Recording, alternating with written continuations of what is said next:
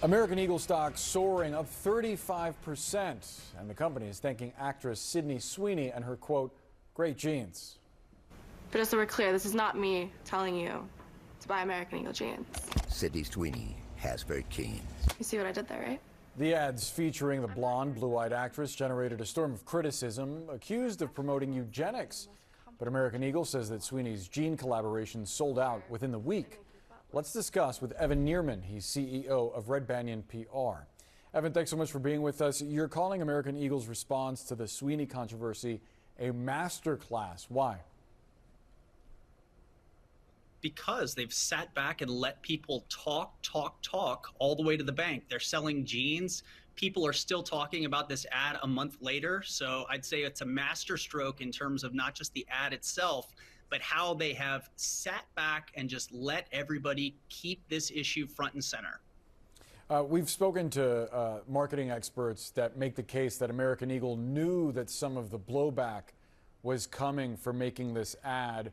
Are you of the opinion that this was part of a marketing campaign to generate controversy?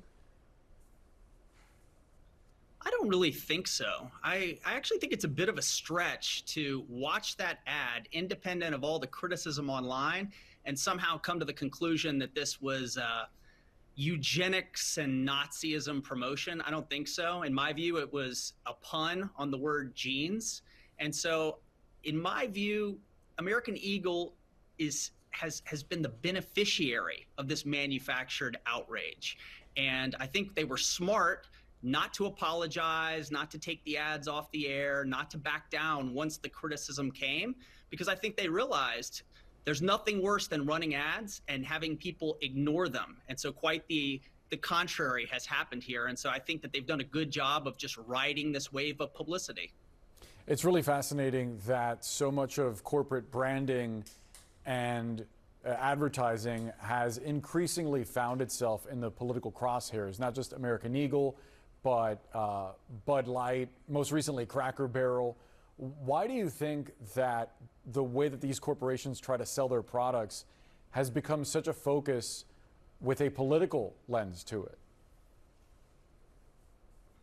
Well, unfortunately, that's just a byproduct of being in America today. There is such a partisan rancor that goes on, and there's not a single issue that gets discussed that manages to avoid being painted with a political brush. And the Sydney Sweeney American Eagle ads is just the latest in a long string of them. And I think it's unfortunate because at the end of the day, the company's there to sell products. This is a big dispute about denim, and then all of a sudden it's extrapolated into part of the culture wars. That's just the reality. And I think for some companies, it proves to be something that hurts them very much in the marketplace. It damages their brand equity and depreciates their stock price. And in other cases, such as this controversy can actually be a boon. So how should companies navigate these cultural choppy waters? Well, you have to go into anything with the idea that someone is not going to like what you're saying and someone is going to find fault. So I think it is important to go in with a plan. You want to know and assume that someone's going to take issue. And I think trying to avoid the most hot button issues, political issues, is a good practice overall. But at the end of the day, these are companies that are trying to get their message out there.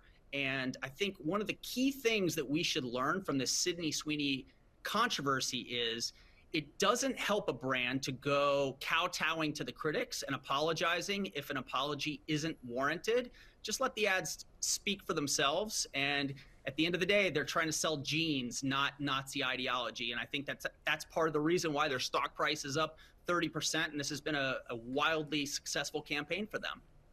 Evan Nierman, so interesting to hear your perspective. Thanks for being with us. Yeah, thanks for having me. Of course.